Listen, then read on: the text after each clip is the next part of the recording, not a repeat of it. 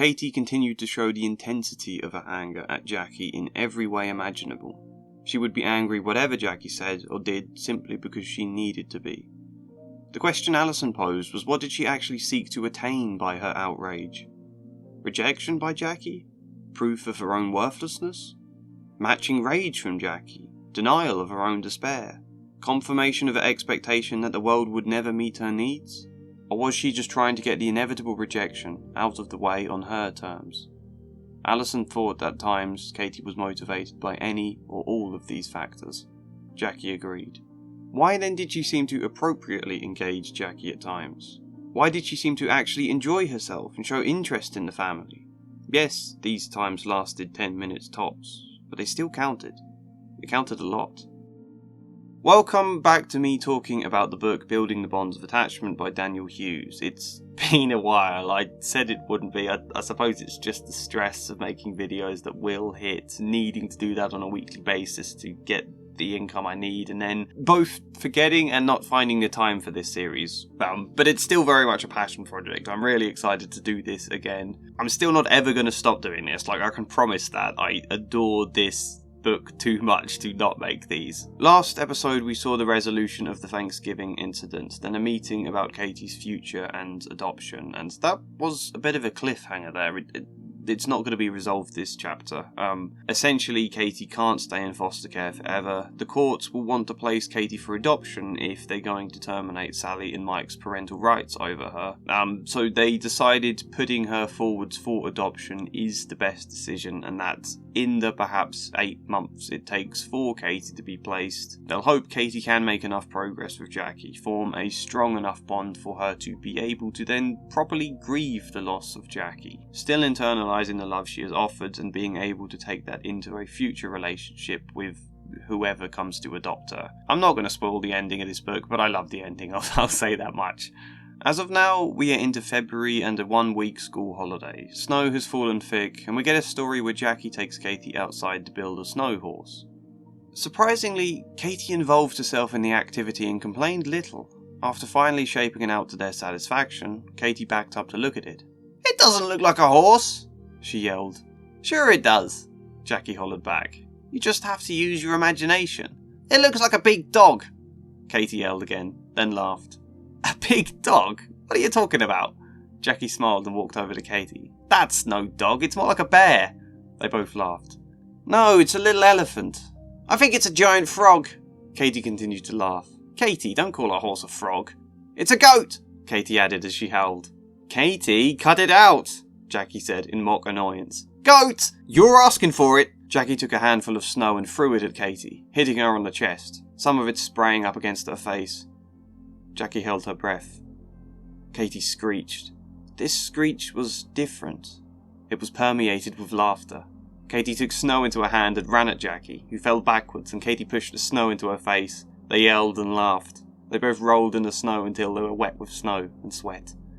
Moments like these make my heart burst. To see Katie really engaging with fun, even initiating a lot of it here, and not just tiny moments. Like we've seen in the past how quickly Katie can flip like a switch from a moment of kind of engaging and then anger and rage or sadness and then back again, and a kind of chaos of that. So it's nice to sort of see it settling down a bit and being able to stay with something for longer periods of time. We've been told that's only 10 minutes tops, but that's still great. The difficult bit I think here for Jackie is knowing how easily it can switch and always being a little kind of on alert, perhaps even worried about like something setting her off, I guess is the phrase people use, but that's probably not the best way to look at it here. But that worry could leave Jackie incredibly tense and kind of walking on eggshells sort of feel. Sometimes you do get parents or teachers falling into that feeling. You can spot it here after Jackie throws the snowball and then she freezes like, oh god, how is she going to react to that? Have I made a mistake? Have I gone too far here? That's a very relatable anxiety, and I think you could get lost in that anxiety. But Jackie is great at not letting it stop her from seeking Katie and seeking further engagement and just having fun here, trying to reach her. Sometimes you do push the boundaries of fun a little bit, and it could have gone wrong here. That absolutely could have happened, and Jackie would know how to handle that. I think we can trust that would be okay. Jackie doesn't stop trying though. The play goes on from here. They try sitting Katie on the horse. It accidentally collapses with Jackie under it, and there's another split-second moment of worry about how Katie might react, but they laugh. Their horse is now destroyed, and they agree to pretend to the rest of their family that it looked amazing. There's this very sweet line as well that I will share after the horse has collapsed. "Well, Katie, I guess our horse doesn't look much like anything now, but I think we must look like 2 soggy ducks," Jackie said. "2 soggy ducks," Katie repeated and laughed. Then she added without thinking, "A mama duck and her baby, stuck in the snow away from their nest." "Well, Katie," Jackie said, taking that comment as casually as she could, "this mama duck and her baby had better get back to their nest." Jackie got up and helped Katie to her feet. Inside, Jackie's heart seemed to be expanding with love and hope. It's so goddamn sweet. Again, it's right Jackie doesn't make a big thing about it or turn it into some great spotlight, because that would make Katie feel embarrassed or nervous at how close she was getting and probably start resisting it again. Jackie just tries to take it in a stride as though it's the most natural thing in the world, because it is the most natural thing in the world. Love. It's not some massive thing to make a big deal out of. It should be ordinary and constant and unconditional. I know I've talked a lot in this series about the importance of fun, but it's forever worth emphasising it again. I remember once having a parent contact me and be like, "You've been working with my child, I know it's confidential, but they told me they mostly just play games in their sessions with you." And like, this parent wanted their kids to sit down and tell me all of the big things this parent thought was really important, and they started rattling off all the things they want this kids to talk about. Playing games is a waste of time, but no, there can still be work going on within that. Some children just will not be ready or not able to sit down and have big, difficult conversations. Sometimes that could even be a re-traumatizing thing to do. Often there are a lot of better ways to engage. And I like a moment like this because you can see in it, Katie is processing something there. A mama duck and her baby stuck in the snow away from their nest. Absolutely that means Katie and Jackie. Jackie even spots that and kind of points it out in her comments. This mama duck and her baby better get back to their nest. She's reaffirming that idea in a way that's very natural there. But Katie is the one visualising this. She's the one seeing her relationship to Jackie in that way now, like it's a mama duck and her baby. Not like some forceful person who just stops her doing nice things, you know? Katie is starting to make sense of that kind of relationship and to internalise it. And if you ever wonder what play therapy looks like, it can be like this. It's the kid finding ways to grapple with whatever's in their brain through something metaphorical or playful or fun. Kids do that so much, and it's always wonderful to see. But we started this episode with a quote about why, if Katie is always attempting to seek rage with Jackie, why does she then at times seem to appropriately engage with Jackie? Why does she sometimes actually enjoy herself? And we kind of get that answer here. It's because she's internalising a very different experience as well. It's difficult, and of course she still seeks rage at times. Of course she's flipping back and forth between the two. People are very confusing and messy and full of contradiction and lots of different feelings at the same time. But this positive one is still here, and whatever else happens, we have to admire and appreciate that and see it as progress. And the thing is, this whole fun scene we get here is lasting longer than the allotted 10 minutes now. Katie is developing, and that's great, but conflict is still going to happen, even if you did walk on eggshells. Sometimes because you walk on eggshells, things will go wrong. Or rather, Katie will try returning to that more familiar experience. The book even states this. She had never spent so long when they were both having fun. The old record was about 10 minutes, yet they were entering new territory. It could not last. And so predictably, after warming themselves up and everything, Katie asks to watch the Aladdin DVD. Perhaps part of her even expecting, maybe even hoping Jackie will say no because there's other things to do. That can be a moment of tension, that can reassert the familiar dynamic. Jackie calmly points out that she has some work to do and she's going to get out the playhouse and colouring books for Katie instead. Tantrum incoming. Jackie looked at Katie. She wasn't yelling or reaching for something to throw. She just stood there. She looked sad. Sad! Jackie didn't know what to say. She touched Katie's head and commented again on it being hard when the fun stops. "Okay, Mum, Katie said quietly, and walked to the table and started clearing it so Jackie could wash the dishes. Jackie almost dropped her cup in shock. She forced herself to stay by the sink, washing. She didn't want to do anything that would confuse the situation and interfere with whatever was going on in Katie's head. It's a great moment of progress. There, handling the experience of being told no without it feeling like the person hates you or that it's something to feel rage over. That you can just feel the sadness and disappointment of that and bear that feeling. At the same time, it's not something to get carried away with. For the reasons I've said above, for the reasons I think we've discussed before, praising behaviour too much can feel like you're evaluating them. But also because if you get your hopes up, you're setting yourself up to feel rejected when this progress seems not to last. The next day, Katie is back to all her usual tantrums, and Jackie has to accept that. It doesn't mean the progress wasn't real, but if we get our hopes up too much, this following tantrum behaviour again, that can make it feel like a betrayal. Like we want to say to them, well, you were good yesterday, why have you stopped, kind of thing. I remember sometimes hearing teachers say that to kids when I used to work in primary schools, like overhearing it in the corridors or whatever. The kind of, what's got into you today? Things had been going so well sort of comments. But no, don't blame them for that. Don't be personally hurt simply because progress isn't a straight line. We're going to jump forwards to another therapy session again, and I realise I haven't actually talked much about the therapy itself, and I think it's because it's so different to what I'm used to.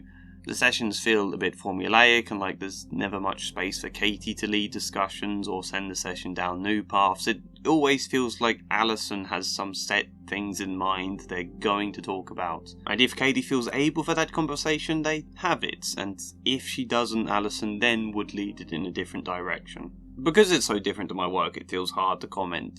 Or maybe because I'm still developing as a counsellor. I don't know, I can't say I'm a young man anymore exactly, but I'm most definitely still learning. I don't know, I just felt I should point that out again. This isn't the same as most counselling. This is designed for someone like Katie. Katie struggles with too much freedom and choice, so Alison directs a lot of the session for her. Alison breaks it up into digestible chunks for her. Alison makes quite direct approaches because Jackie is there and can comfort Katie when she needs it, but also because Katie isn't the sort of person who will just start to open up and connect if given time and space. Alison's the one engaging or initiating a lot of the engagement. Also, this is a book. Things have been condensed down to make it easier to read and not so boring. So, I've not stressed any of that enough in the past, but it's worth doing here in the light of what they now talk about, which is Sally and Mike. Something they've always touched on and linked back to the present day things, but not something they've ever really talked about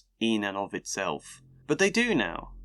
Alison's been seeing Katie for a long lot of time. I mentioned earlier this kind of conversation could lead into re-traumatizing waters. Sometimes you do not need to go into these conversations at all to do the work. I think we have to trust Alison feels it is okay and right to proceed, but also to trust that she'll sense and know when to cut this off if it's too much, if Katie is struggling with it. You notice instantly how Katie chooses to respond to this conversation though. Alison makes mention of some of the things Sally and Mike used to call Katie, like a shithead who deserves to be dunked in the toilet, and she says about how hard that must have been for Katie, to which Katie says, "It didn't bother me.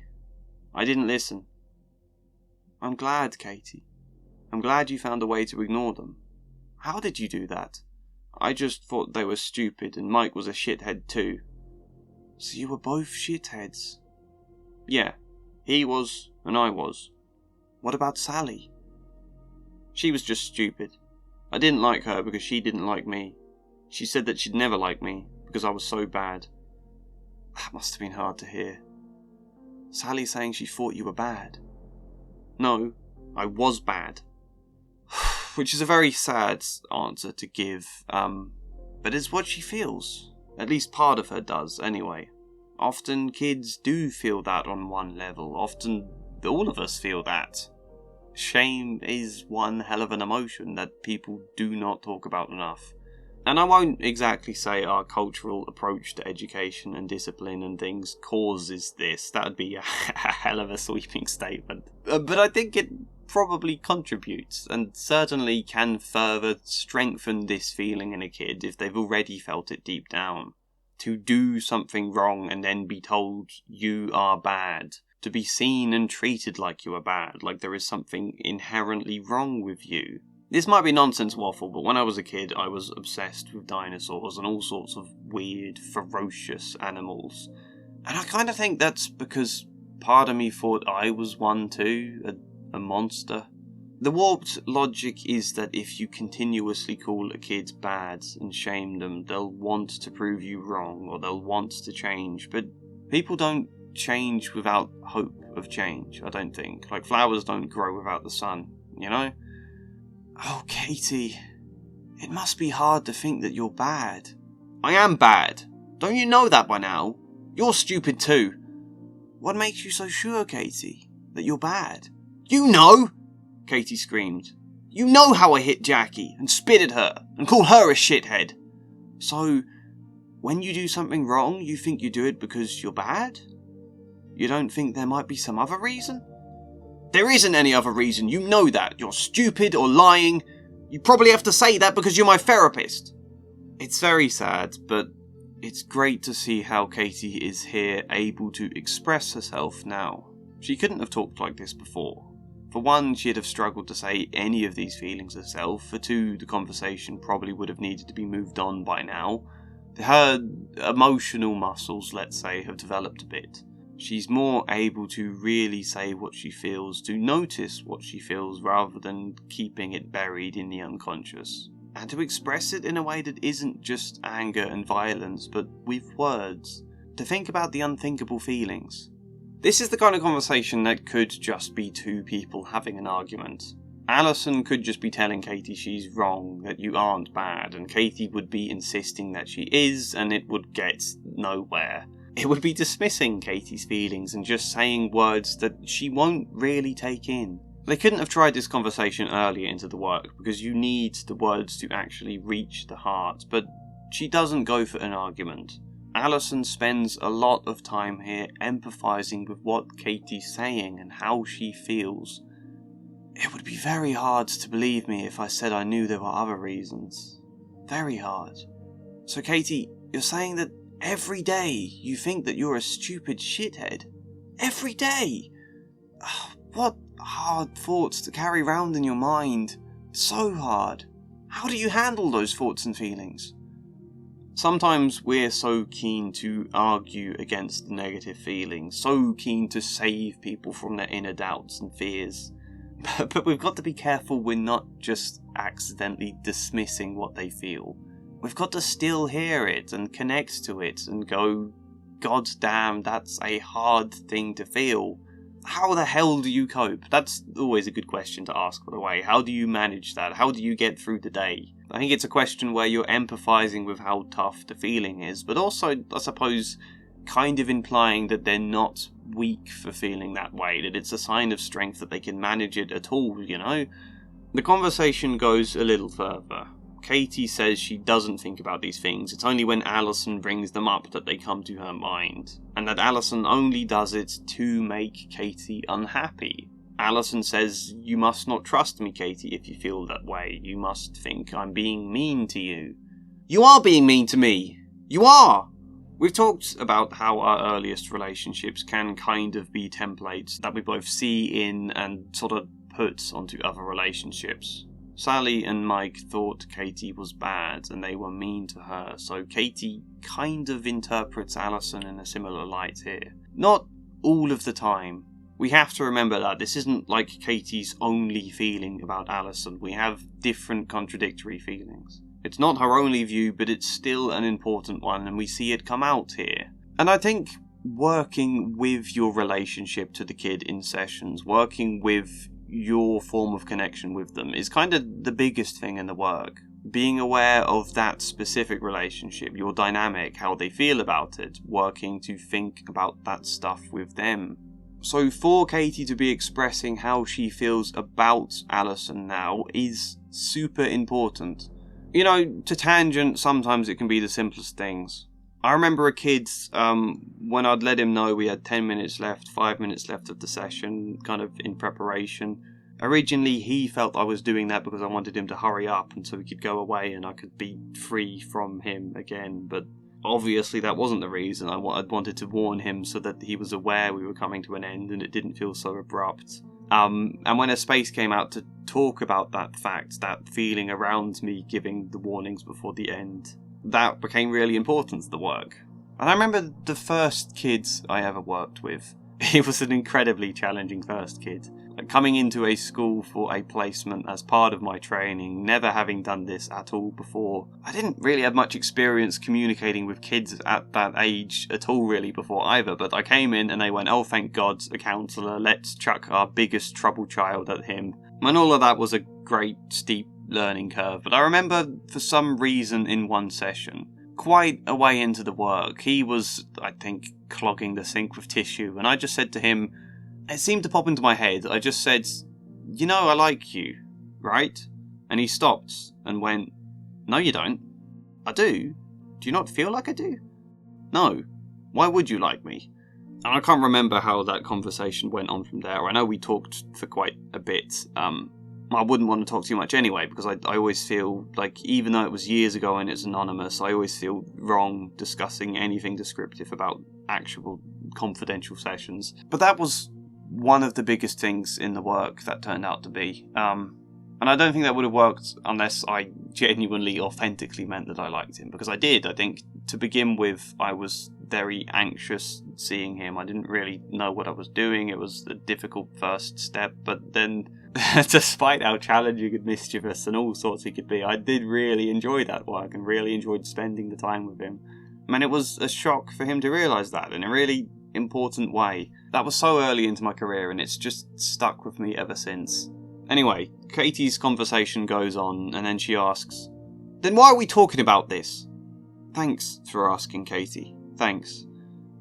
I'm talking about it because Sally and Mike hurt you a lot with those words they called you. They hurt you at the time by making you feel angry and hurt and upset. And they are still hurting you now because I think you believed them. They called you a stupid shithead and you believed them. You think that you are, and you think that's why you do the things you do. Then why do I do the things if I'm not bad? I personally think that's a pretty bold response for Alison to make. I don't know if you need to so explicitly link it to Sally and Mike there, but it works. It's important that Katie asks the question. We have to recognise that as well. It signals she is open to hearing more, to taking in another perspective. If she'd continue to argue that she is bad and Alison is wrong, for example, maybe she wouldn't be able to take it in, and it might not then be the best thing to say. But she's at a position in the work now where she seems able to manage it, even just a little bit, so Alison does continue. Because it's so hard when you can't do what you want. When Jackie says no to you. So hard because it reminds you of all the awful times when Sally and Mike said no to you. And when Jackie reminds you of them, you get mad. It seems like she is being mean to you like they were. So you get mad at her.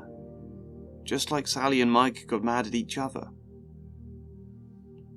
That's not a load of bullshit Alison's feeding her here. It's true. It's very much an important distinction, I think. Katie doing bad things isn't because she is bad. It's because she's afraid, she's hurt, she's angry. She's struggling with trauma, because sometimes things are really difficult and anger is a common reaction. That's not some excuse to forgive her behaviour, because the behaviour is never just excused or brushed aside, it has always been acknowledged. Jackie has always helped her try and move beyond the behaviour, but it's about understanding the things we do are not the sum of who we are. You know, I can remember once going on a walk and coming across a deer that was stuck in a barbed fence. I think it was a muntjac. It was hurt and panicked and its defences were up, so it kind of flailed and tried to attack whenever I came near to try and help it. But you wouldn't conclude on the basis of that attack that the deer was evil, aggressive, bad. That'd be a strange conclusion to make. And yet we kind of do that thing with humans a lot. We think because humans are so much more intelligent and so capable of rational thought that every time they, or we, do something bad, it's done deliberately, it's malicious and horrible and manipulative is the other one people use a lot. But maybe it's not quite as simple as that. Katie does do bad things. Yes, let's not ignore that, but it's not because that's who she is. She can be someone else. She has been someone else. She is someone else. And the more she starts to believe that, the more it can come true. Katie stared at the picture on the wall, seeming to be trying to make sense of what Alison said. Then, very quietly, Alison added, "Why don't you tell Jackie that sometimes you think she's mean to you?" "She's not mean," Katie replied very quickly. "Oh, Katie, this must be so confusing. You remember that you've said you sometimes think Jackie is mean to you, and at other times you don't think that she is. So confusing." Then, after a moment, "Would you tell Jackie that sometimes she makes you all mixed up? Sometimes you don't know if she likes you or not, if she thinks you're bad or not." Katie looked very troubled when she looked at Jackie. "Do you like me?" Jackie took her hand, and they gazed at each other. "I like you very much, Katie, and I understand why you have doubts about that." Katie suddenly looked very frightened. "But I'm a bad girl. If that's what Sally thought, I disagree with her. I think Sally did not care for you very well. I think Sally was wrong. Sometimes I do think you're mean. Sometimes I hate you." "I know, Katie. I know. I don't hate you now. I'm glad." They smiled, then they embraced, and then they cried. That is where we finish today. I don't think it necessarily explored anything new that hasn't been discussed before in this series, but it really cements the effects of shame on a person. It's very, very moving. How this girl who can have so much fun playing in the snow can also still believe that she's bad and horrible and that Jackie might not like her. Doubt can make a very thick cloud that the sun just struggles to shine through, but the sun's still out there, you know? I hope that doesn't sound overly poetic. I just feel moved by this sort of thing. Sometimes I do think you're mean. Sometimes I hate you. I know, Katie. I know. I don't hate you now. These conversations just speak to your soul, you know? It's even really nice that Katie is given space to express that she sometimes hates Jackie without the worry that Katie will be rejected as a result of feeling that. The great emotional maturity of a person to accept that sometimes even the people you love and that love you can be annoyed by you. I think all of us could do with having conversations like this from time to time, or at least to hear it. I think even hearing it in book form still means something, and I love it. And every time I pick up this book, it makes my heart swell. Why the hell did I leave it so long to make another video? God damn. I hope you enjoyed this. Hopefully see you next time.